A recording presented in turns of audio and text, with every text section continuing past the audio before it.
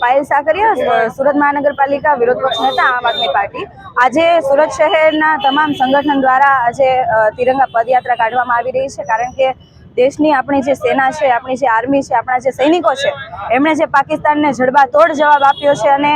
જે જવાબ આપ્યો છે એનાથી આપણને ખ્યાલ આવે કે પાકિસ્તાન ભવિષ્યમાં ક્યારેય પણ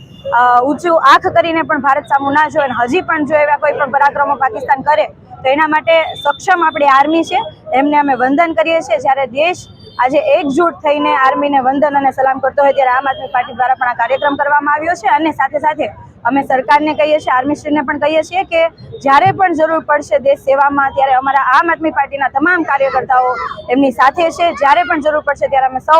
અમે જે કંઈ સેવા કરી શકીશું એ તમામ સેવાઓ કરીશું।